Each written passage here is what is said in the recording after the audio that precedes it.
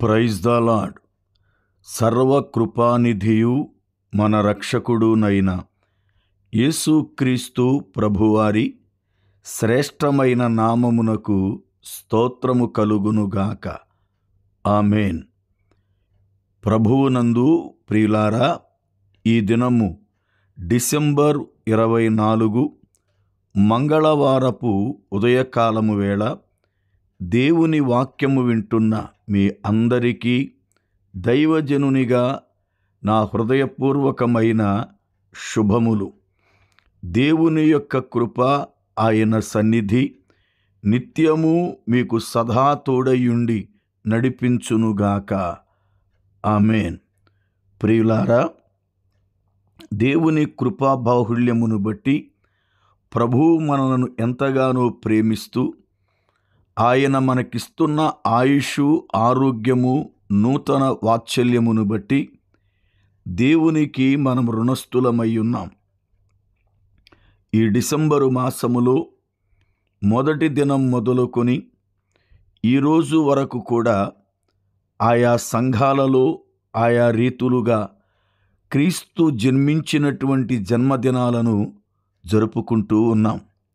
అయితే ప్రాముఖ్యముగా చాలామంది బిడ్డలు 24 రాత్రి 25 పగలు లేదా 25 రాత్రి 26 పగలు వారి వారి సంఘాలలో క్రిస్మస్ ఆరాధనలు జరుపుకుంటూ ఉంటారు.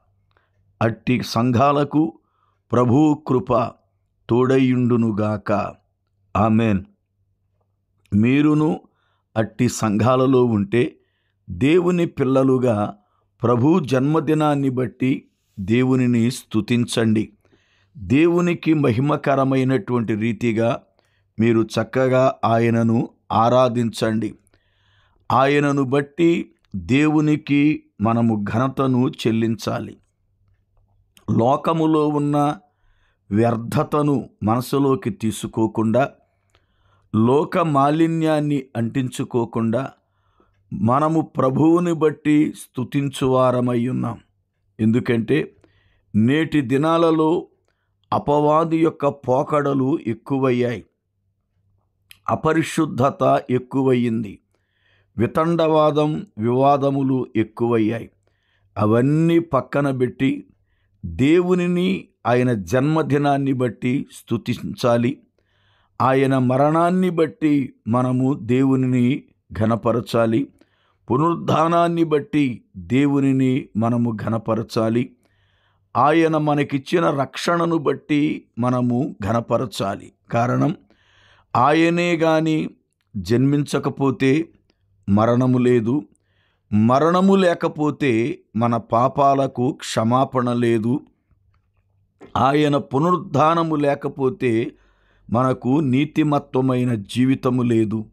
కనుక దేవుని పిల్లలుగా వాక్యములో అదుందా, ఇదుందా, అది చేయమనుందా, ఇది చేయమనుందా అనే వితండవాదాలు మాని ప్రభువుని బట్టి మనము దేవునిని ఘనపరచుట ఆశీర్వాదకరం. వాక్యములో లేనివి ఎన్నో మనం చేస్తున్నాం.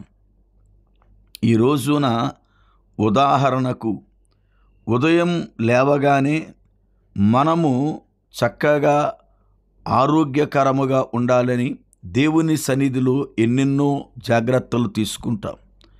ఆరోగ్యపరముగా మనం తీసుకునే జాగ్రత్తలన్నీ బైబిల్లో ఉన్నాయా అంటే లేవు. ఉదయం లేగానే మనము పండ్లు తోముకుంటాం. పండ్లు తోముకోమని బైబిల్లో ఉందా? మరి ఎందుకు తోముతున్నాం?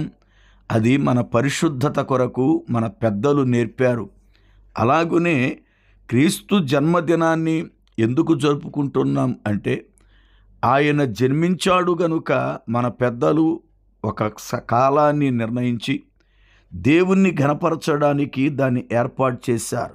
వితండవాదాలు మాని ఆయన జననమును బట్టైనా, మరణమును బట్టైనా, పునరుద్ధానమును బట్టైనా ప్రభువుని స్తుతించుట దేవునికి మహిమ.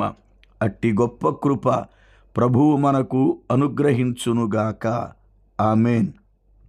రండి, నేడు దేవుని వాక్యాన్ని మనము చదువుకుందాం. కీర్తన గ్రంథము 38వ కీర్తన 16వ చరణం. నన్ను బట్టి వారు సంతోషించక పోవుదురుగాక. ప్రార్థన. కృపానిధివైన పరమ తండ్రి, మీకు వందనాలు, స్తోత్రాలు చెల్లిస్తున్నాను. మీ కృపా బాహుళ్యమును బట్టి మమ్ములను ప్రేమించి మా ఎడల మీరు చూపుతున్న వాత్సల్యత కొరకు వందనాలు. దేవా, ఈ దినము లేఖనం చదవబడి ఉంది. చదవబడిన లేఖనము నుండి మాతో మాట్లాడండి. నీ సన్నిధి మాకు తోడుగా ఉంచండి. వాక్యం వింటున్న ప్రతి బిడ్డను దీవించి బలపరిచి క్షేమాన్నివ్వండి.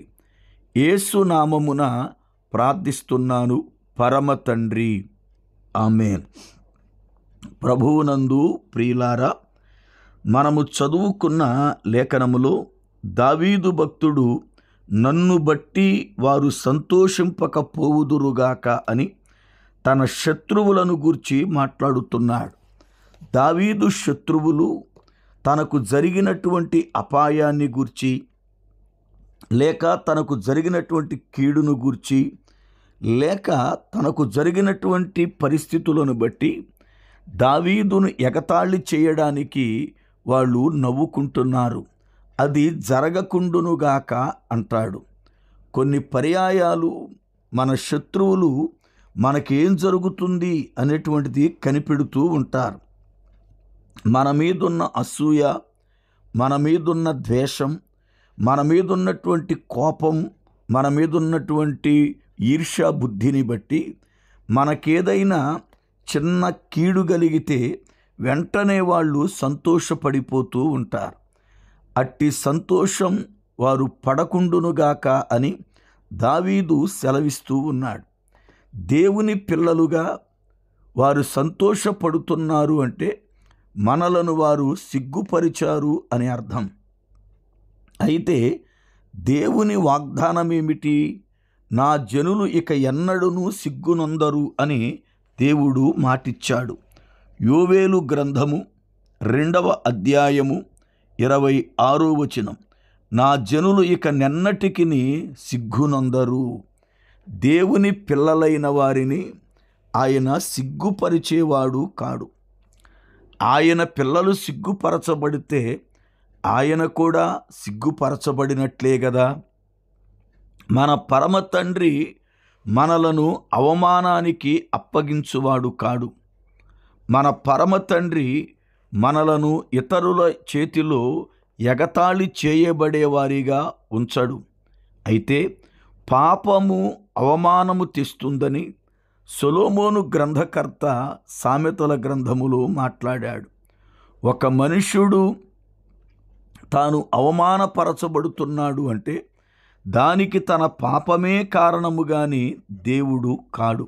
అయితే ఆ పాపమును దేవుని ఎదుట పశ్చాత్తాపముతో ఒప్పుకొని గాని మనం విడిచిపెట్టగలిగితే, దానిని ఆయన క్షమిస్తే ఆ పాపమును బట్టి కూడా మనము అవమానము పొందము. మనము ఎప్పుడైతే క్షమాపణ పొందామో, దేవుడు మనల్ని పరిశుద్ధపరిచాడు.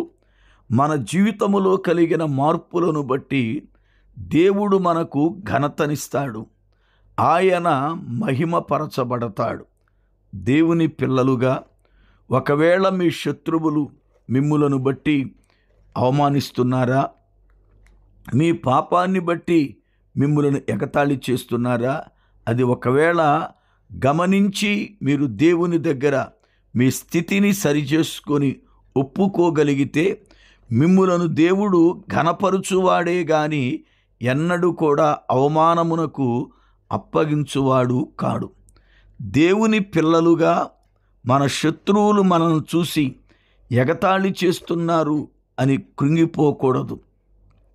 అపవాది ఎంత ఎగతాళి చేసినా అంత ధైర్యముగా, అంత నమ్మకముగా, అంత పరిశుద్ధతగా మనము నిలబడి దేవునికి మహిమకరముగా, ఆయనకు సాక్షులుగా మనము బ్రతకాలి. దేవుని పిల్లల ఎడల ఆయనకు ఒక శ్రేష్టమైన ప్రణాళిక ఉంది.